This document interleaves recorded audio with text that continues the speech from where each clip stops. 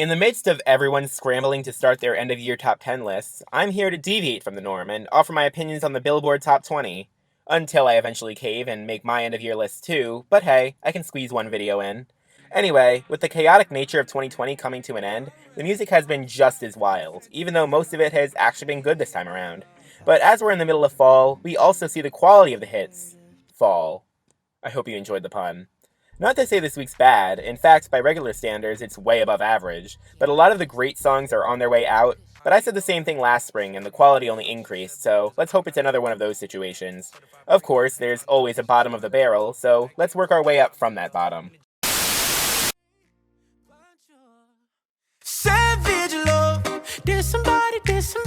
I've already talked about this song on my last ranking, and I'll definitely be talking about it again soon, so I'm just going to use this entry less to discuss the actual song and more towards my rules regarding remixes, considering that's a huge trend right now.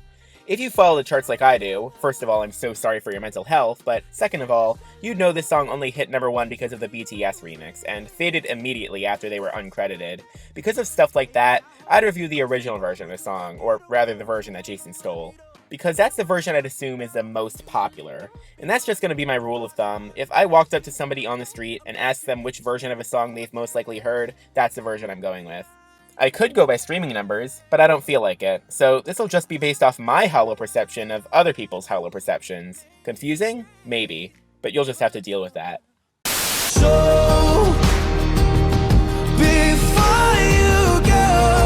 This marginally grew on me, but that's less because of my actual opinion and more because of the fact I misinterpreted the meaning the first time around. It's definitely a lot better written than I gave it credit for, and it deals with a shockingly real aftermath of a close one ending their life. It's a much more gripping storyline than it initially lets off. Unfortunately, I still think it sounds awful, like completely hideous.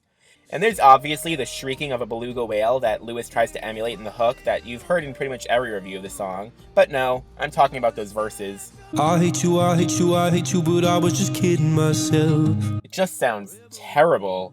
Unlike the chorus where Lewis at least cares, this just sounds like he's rushing to get to that point. He knows that hook will be the selling point, so the rest of the song just kinda goes on autopilot, orbiting around that hook, which isn't even that good in the first place. Oh God! Oh my, don't creep up on me like that. Feel so holy, holy, holy, holy, holy. I feel like I've shit on Justin Bieber too much recently.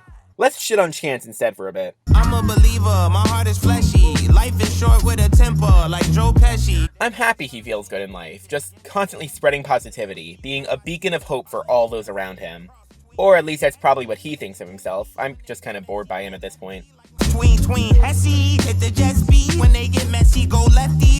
What am I even supposed to say?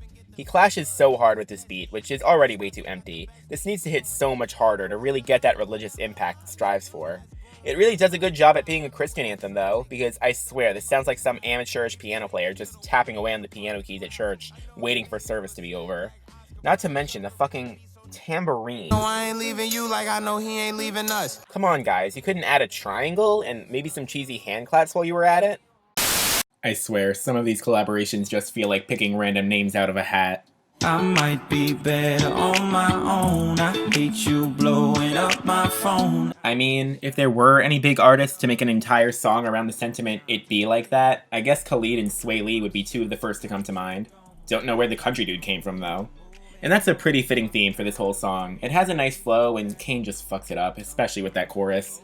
Sometimes it be like that, but It just feels like radio fluff, something to diversify the typical radio rotation, and then we have Kane yelling that he wishes he'd never met my ass. I mean, I wouldn't want to meet my ass either, it's a truly devastating weapon. Then we have the beat, which is just kinda half complete. I don't know why, but it feels like they took the audio track of every singular instrument and just cut out half the measure. Minus the drum beats, of course, which are fucking everywhere. she put me down, I pick you up. Everything just ends up feeling stilted, like it almost gets there, but it just misses out. I don't know, sometimes it just be like... Oh, babe, everything you do is amazing. He manages to wiggle his way back into the mainstream every fucking time, I swear to God. It should be illegal to make a hook this good and then waste it on a song that otherwise sounds so lame. You know that a nigga like me can change your life, oh baby. It's such a nice, comfortable portion, really hits that sweet spot, and then Young Thug, who just absolutely does not fit here, comes crashing in. I love the guy, but this is just not for him. Then we go back to that comfortable, sweet, soothing hook. Then Chris ruins it. Oh my god, his verse is so bad. This isn't just a personal vendetta thing, I genuinely can't stand his rapping here. His delivery's forced, his lines are cringeworthy at best, and his rapping does not mesh with this beat. It's like the polar opposite of his singing. You can literally hear the change in quality when he goes back to the chorus. Does anyone have, like, a good cover of this song? So I could listen to the hook, but not the rest of this, and not feel ashamed in myself? Huh? What? I thought a bro nigga said something. Man, this is just kind of bland, isn't it? It kind of falls into that one specific trap category for me. Songs that are probably perfect when you're in the right atmosphere, but when you're just casually listening, it sounds little more than just a few snares and mediocre bars. Sure, he's got a couple good lines, but bro, we got fucking WAP in the top 20 right now. There's nothing that's gonna stick out here.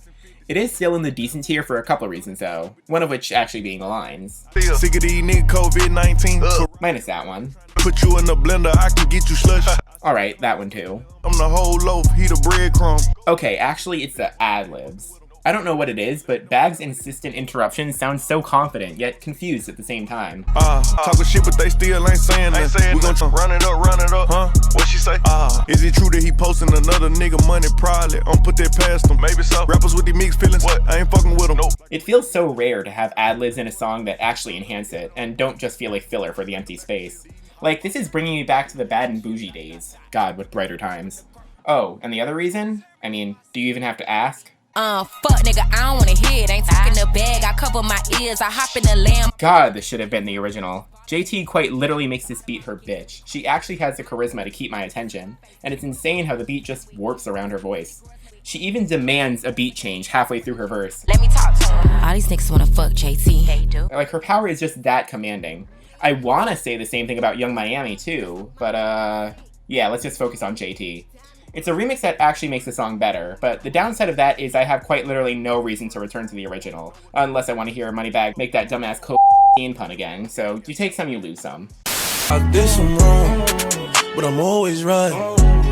Okay, Pop Smoke's been having so many posthumous hits lately, it feels kind of wrong to only talk about one of them and talk about it twice. So, I'll do a quick rundown of all its other hits that are pretty much all better than this one.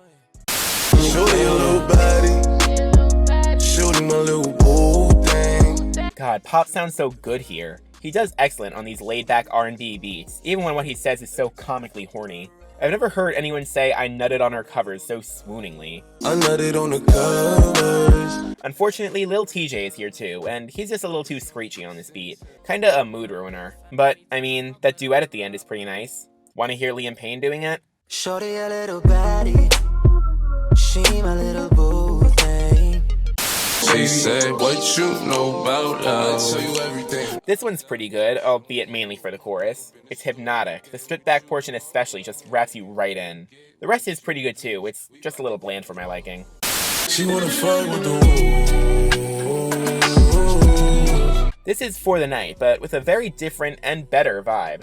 Mixing Pop, Roddy, and 50 Cent should not work, but this beat absolutely suits all of them. It's laid back enough for Pop to croon, loud enough for Roddy to rap, and builds up an intensity just enough for 50 to go rogue. It's not anything special for anyone here, but I mean, candy shop reference? I can't hate. Oh my god, a country song I have vaguely positive feelings about. They say nothing lasts forever, but they ain't saying us together. I mean, vaguely, but it's better than nothing. It's cheesy, but the good kind of cheesy. It's like a spritz of Parmesan on a bowl of spaghetti. Not enough to overpower the whole thing, but just enough to go, aw, what a cute bowl of spaghetti. I will say that such a stripped-back tune demands some investing songwriting, and what we get here is a little undercooked. A cold beer's got 12 ounces. A good truck's got maybe 300,000. I don't even know what that's supposed to mean, but thanks for the information, I guess. Also, for such a big statement like maybe some things last forever after all, there's not really much to support it. Just a whole bunch of random statements strung together. The production does redeem it, at least slightly. Close your eyes, bop your head to the beat. Boom, good song. Brand new Lamborghini, fuck a cop car. With a pistol on my hip like I'm a cop. Third time around, and nothing's really changed. DaBaby's still average, Roddy's still above average, beat's still kinda lame but in an endearing way, hook's still there. I'm having a very hard time believing this is one of the biggest songs of the year. Maybe it's just quarantine fucking up my perception of how big things really are, but if I wasn't in this community, I would have never heard the song. Both these guys have such extensive discographies this year with much better from them. This kinda just feels lost in the overexposure.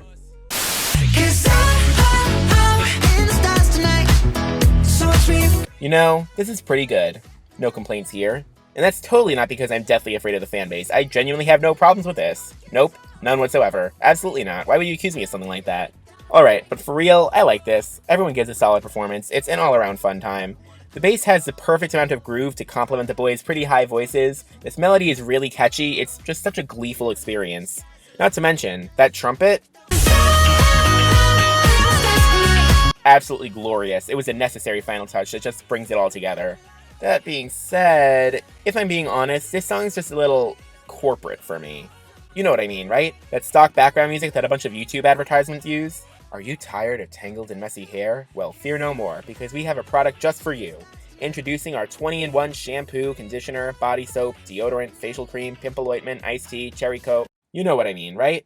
And also, this is a little personal problem, but it's just a little bit reminiscent of Can't Stop the Feeling for me, which you'll know I'm not a huge fan of.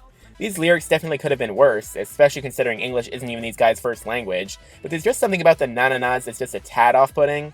I don't know, at the end of the day, this is a good song, and these tiny nitpicks will probably just go away, but I don't know. Where did these niggas be at when they say they doing all this and all that? I'm really not sure how I feel about Middle Child being so influential to bring all this fanfare production into the mainstream, but hey, at least every song that took inspiration from it is miles better, so there's that.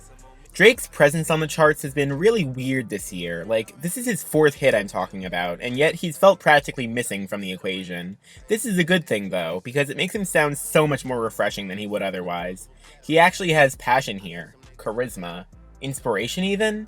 Maybe it's Lil Durk's attitude rubbing off on him, because I love this guy here. Lines like that sound so stupid, yet they just sound right. Shame he's only here for 30 seconds, because that means I'm still listening to an extra 3.5 minutes of Drake without him. But you know, you can only ask for so much.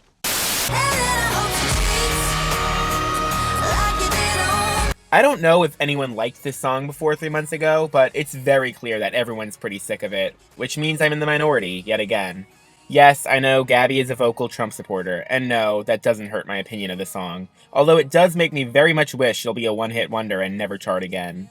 But like I said last time, I feel like there are very few songs this year that actually feel angry, to match with the constant mood of anger that we feel in this time, and Gabby fills that hole perfectly here. She has barely any control on her vocals, but not in a bad way, and her emotions just run rampant, as they should. It's bitter, but I'm also bitter, so I'm not really in a position to criticize. Also, we're on week 40-something, and this song is still rising.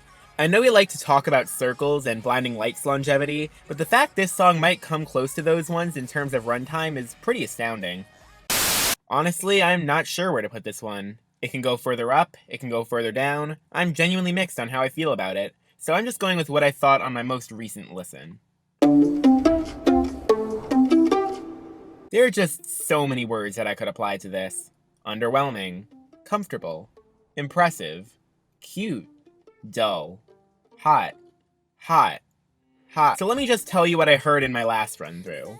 Ariana's sticking in her comfort zone, and I'm not gonna fault her for it, especially when the results are both lucrative and good quality. Still though, this might just be a little too comfortable. It kinda sounds like Ariana's holding herself back from absolutely demolishing this chorus. She has such an impressive voice, I really wish she used it more often, but maybe that would kill its appeal. At least we get a killer whistle note at the end. I think of that whistle note as a sort of release of Ariana's tension in this track. It's subtle, not overpowering, but it's just loud enough where she can absolutely crush it. It is a little unfitting, I'll admit, especially with how plain this beat feels, but I won't complain too much. And for a basic beat, it does its job really well. It's not completely generic, and it definitely feels like a different era than her last, and it does feel cozy in a way. Then you remember this is the biggest pop star currently working, and it feels underwhelming again. Let's just hope I catch it on a good day. What's poppin'? Brand new whip, just hopped in. I got options. You know, it was real good of Jack to make the two non-assholes verses first, so I could just listen to the first minute and a half and disregard everything after. No, the original didn't sync on me. In fact, I'm still bumping it to this day, but I figured I'd cover this version, just to like, acknowledge its existence or something. Jack still has the best verse here, no contest. It's amazing how well he fits on these Jetson Made beats. It makes lines like these, On a futon, I'ma give it that penis. sound completely fine. If it was any other rapper on any other beat, I would probably berate the fuck out of them, but no, he fits. Not to mention the comfortable feeling I get when we reach that part. I left it in, now I got it €1. Zeros on zeros on zeros. Zeros, zeros. DaBaby's good here too. A lot more energy than he's been bringing lately, but there is still a kind of noticeable quality drop when he comes in. I'm real creative and stylish. Effing in my denim. I send a hit, make them spin 'em. Like I said, it's still good, but considering what follows, it seems like the start of a downward slope. Then we have Lil Wayne, who just... what is he doing here? Same old dick, new magnums. Same old shit, new maggots. It's literally just him interpolating the original and making it worse. Jack made them fun because he sounded goofy and unintelligible and carefree, and I know that's Wayne's whole shtick, but with 15 years of professional work under your belt, it's really hard to deliver those lines with the same youthful charisma. The beat definitely holds up though, but that's more of a compliment to the original. It's a worse, but still good remix, which is kind of refreshing considering how many remixes now just completely shipwreck the song. Still though, don't stream it. There's a certain hottie that you'll be upsetting. It's me, but yeah, Meg too. Zany boss, suicide door, brand new bag. I like to pen a new genre name, vacation rap. You know, trap songs that feel like they use beats from those wireless TV channels in hotels from Mexico. Here, let me just...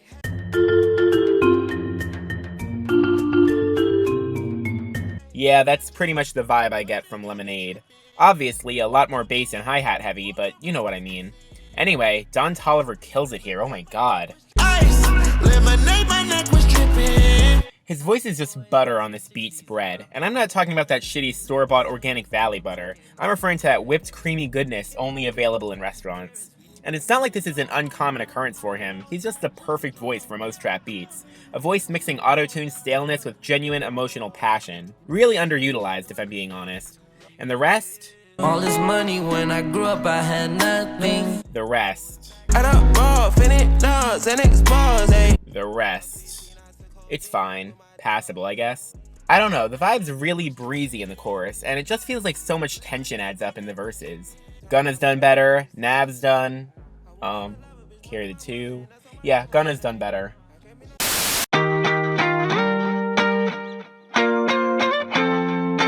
Just give it a sec.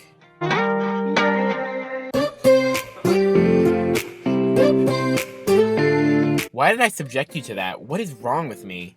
Anyway, Mood is like borderline fantastic. These guys have the perfect amount of brattiness where it comes off as endearing rather than annoying, which it definitely got close to, many times.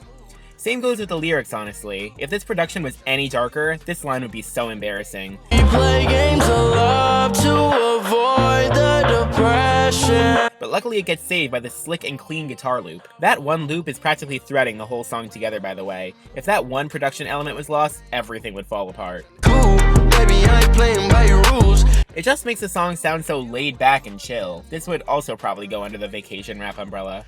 If I did have any complaints, it's that the chorus doesn't hit as hard as it wants to, especially when 24K Golden just absolutely bodies the beat right after. But it's a small price to pay. Still one catchy ass hook. Also, just one last question. Where the fuck did this come from? I mean, I know the answer is TikTok, but like, how? I go on that app way more than I'd like to admit, and I've heard it like, once? 24K Golden is kinda a big name now, especially if these two songs are anything to go by, but not enough to really warrant something this huge. I don't know, it's a puzzle. Also, kind of funny to me that Iann Dior's first album will be called Industry Plant. I'm not trying to imply anything, but... no, I'm kidding, please don't get mad at me. Seasons change, circles won't leave us alone.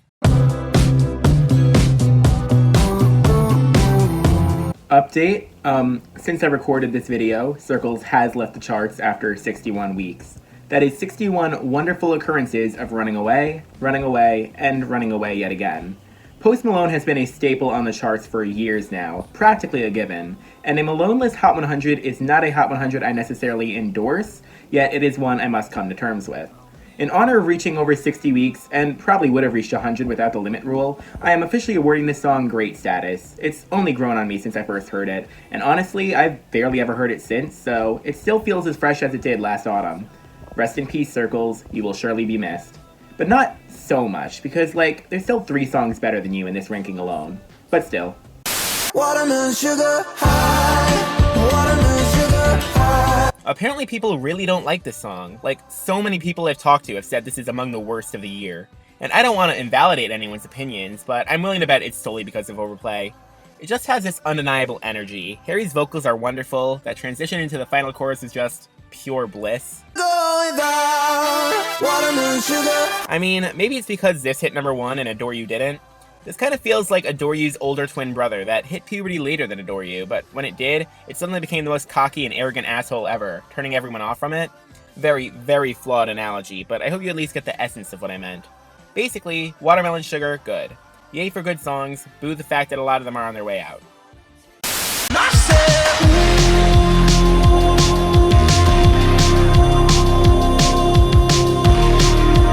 I do feel like my last 2 descriptions of this song have kind of been wanting and expressing just how much I love it, so I'll just say this. Blinding Lights is really, really, really, really, really, really, really, really, really good. I have a couple months to think of a better explanation, but I don't know. I think that'll cover my ground, at least temporarily.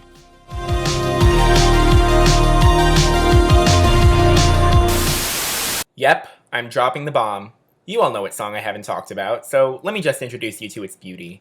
An absolute masterpiece, really. The fact we got it to be such a huge hit is phenomenal, and it's honestly probably a lock for my favorite songs of all time, let alone this list. I am, of course, referring to One of Them Girls by Brice. You one of them girls that ain't trying to meet nobody. You're just here for the... It's just so relatable. The mind-numbingly repetitive lines make it follow a sort of structure. The story is potent, and it's totally not derivative and generic country garbage that has been remade in a nice pretty package for like the 100th time now. Yes, Lee, I am one of them girls. One of those girls who peels off the Bud Light label, says no to dancing, won't hand out my number, and will shove my wet-ass pussy in your face. Stop, make it drop, that's some wet-ass pussy, now get a bucket. This is just exactly what 2020 needed. We've gone around the entire mood board prior to WAP's release. We've had happy, sad, angry, awestruck, surprised, confident, political, but the only mood we were missing was horny. And considering how far into quarantine we are, we desperately needed some horniness. I mean, the closest we got was Watermelon Sugar, but that was plain and vanilla missionary compared to WAP's sloppy, whip and chain, BDSM-centric sex fantasy. It's been so long since we've had a #1 where every line felt quotable, and I do mean every single line.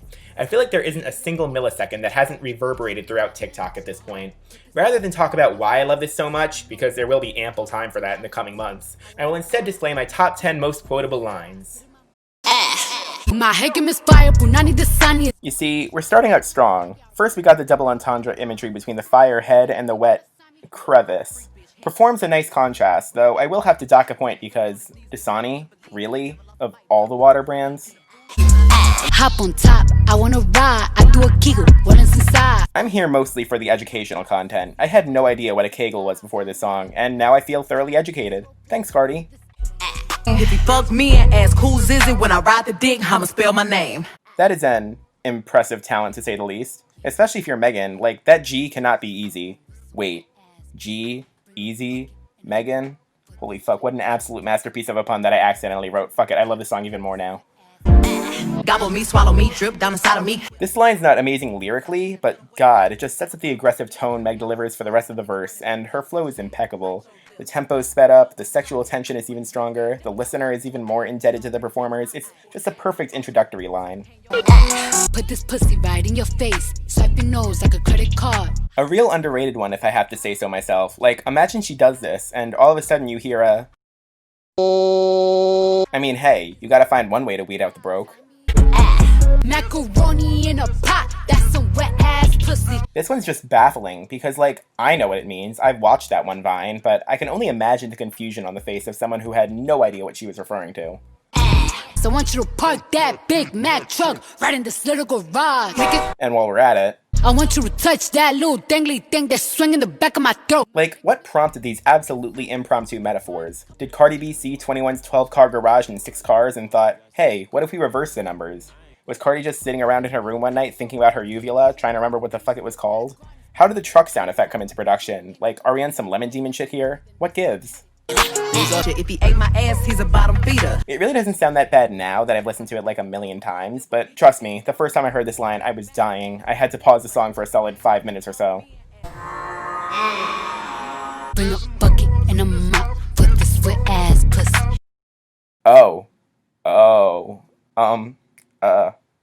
If you insist, m'lady, I'm sure this stick could be used for some. And we're done here. No outro this time. That was way too embarrassing for me. Thanks for watching, end of your list coming soon. Keep your pussies wet. See you.